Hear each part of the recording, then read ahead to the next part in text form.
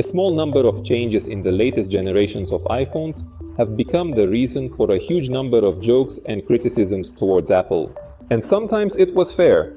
For instance, last year when the company launched the 14th iPhone. In fact, the 13th iPhone with digit 3 replaced by 4. Same design, display, cameras, hardware, everything is the same. And it was a shame in my understanding. And honestly, after such a disgrace, I expected the Cupertino company to try to rehabilitate itself with the 15th iPhone. I have been using the 15th iPhone for about a week now, and I can say that yes, indeed, there are several positive changes in the new device, but there are also some annoying moments that remain. So, in today's video, I'll talk about 5 advantages of the 15th iPhone and 5 disadvantages.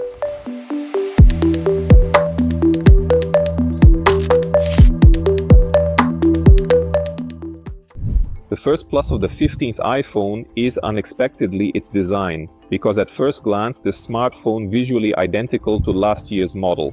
But in fact there are 2 quite significant changes. A smoothed frame that goes around the perimeter of the smartphone and a matte coating of the back cover. Apple and some reviewers focused on the smoothed frame, while those who saw the 15th iPhone also noted a comfortable and more pleasant grip. Everything is fine.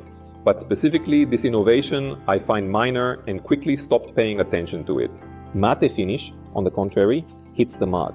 Pleasant to touch, visually looks expensive, despite simpler execution than Pro Series.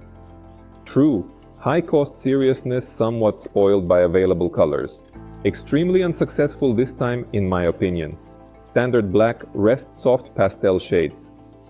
Pastel. Do not approve gender prejudices. Wear 13 mini pink color. But palette 15 cannot be called anything other than feminine. Classic white, red could dilute picture, but not there. Perhaps we'll add later.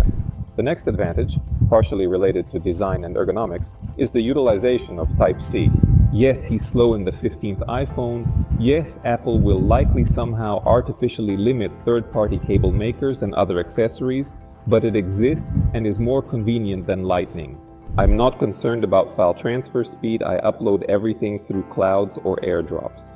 I haven't seen any limits on third-party accessories either. All my Type-C cables charge the phone without any issues. And it's convenient. All my devices with Type-C connector, and now there is no need to remember about another additional cable. And here is my mobile gamepad. GameSire X2 Type-C didn't want to work with the new iPhone, but it seems that the problem is in the software, so I'm waiting for a firmware and gamepad application update. The display is the third advantage of the 15th iPhone, and I'm not talking about the notch, this speaker, Michaela, and about increasing the brightness of the display, and the iPhone also has a terrific sound, but let's take it one at a time.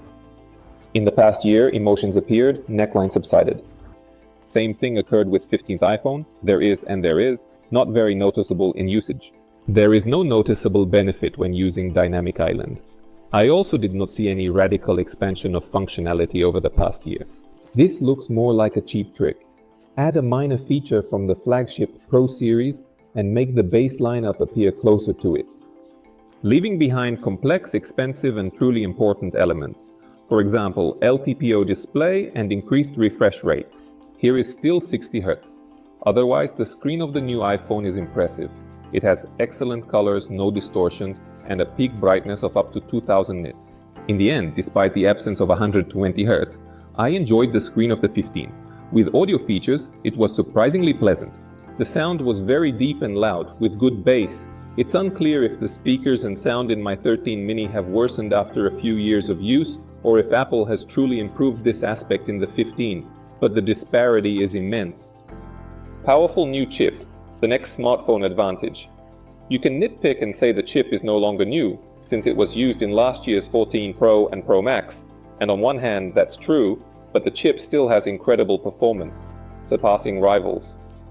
In Geekbench, the 15 surpasses flagship Android models, and in Antutu it shows a similar result. But it's all synthetic and numbers. What matters is that the 15th iPhone can handle any task, any existing application or game. The system's interface and operation are smooth, using the device is enjoyable. Lastly, the 15th iPhone's final advantage is the new 48mm main camera sensor.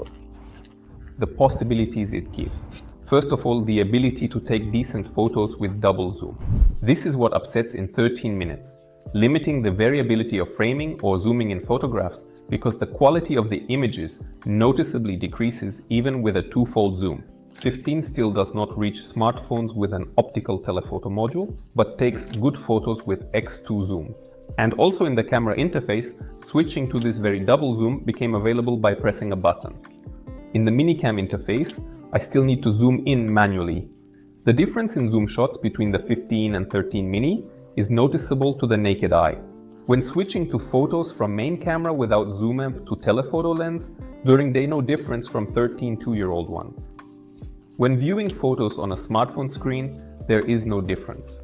However, on a computer, it becomes noticeable that the camera of the 15th iPhone takes clearer pictures with higher detailing and slightly more accurate and warmer color reproduction. It is worth thanking for this with the new default snapshot format, 24 megapixels. He allowed to increase the detail of the shots while maintaining a wide dynamic range, good contrast and image quality in low light conditions. In low light, the new sensor exceeds the 13th and matches the performance of last year's 14 Pro model. Less noise, higher image clarity, wider dynamic range, plus the situation with glare from light sources has improved. I couldn't get rid of them completely, but these glares from the lights have noticeably decreased.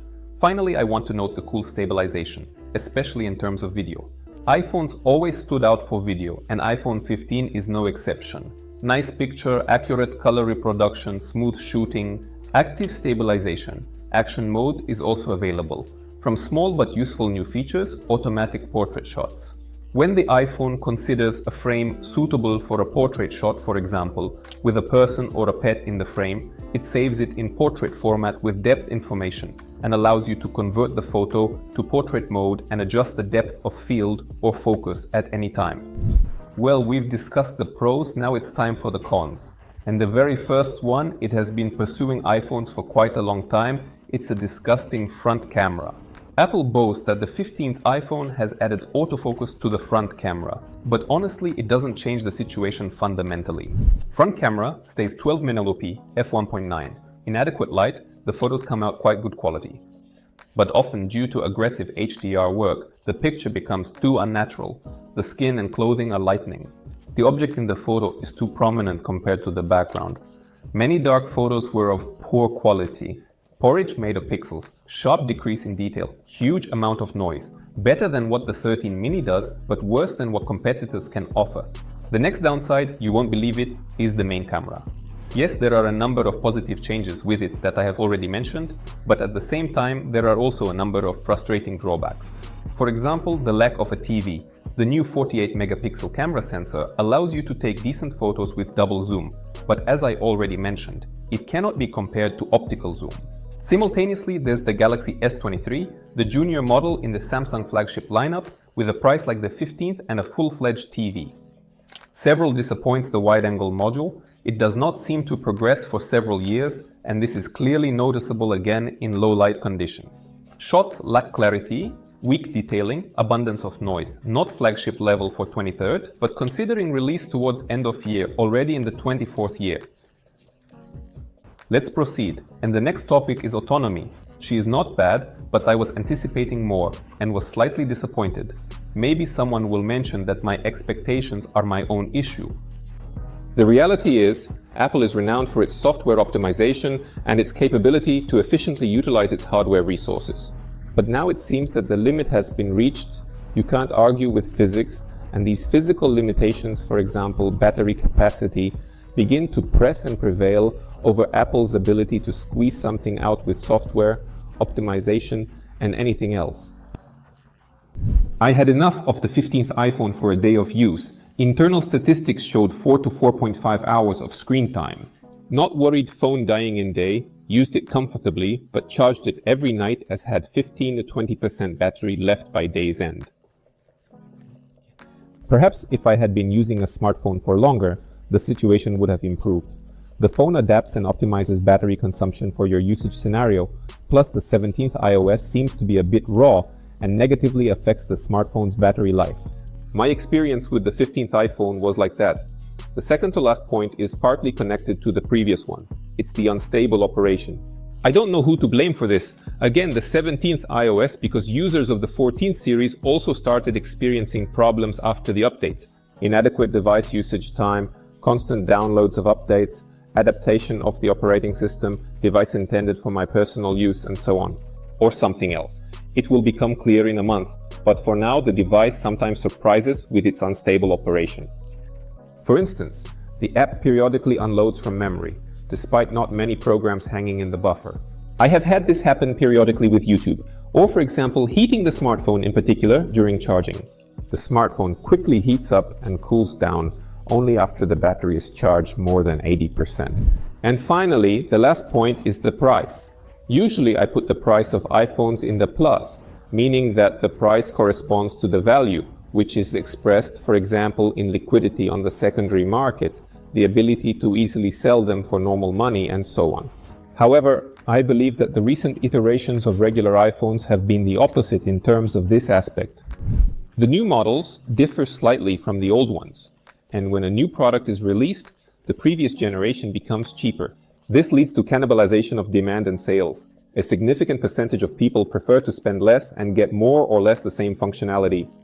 Here, a bright example will be the 14th iPhone, which did not differ significantly from the 13th and was more expensive.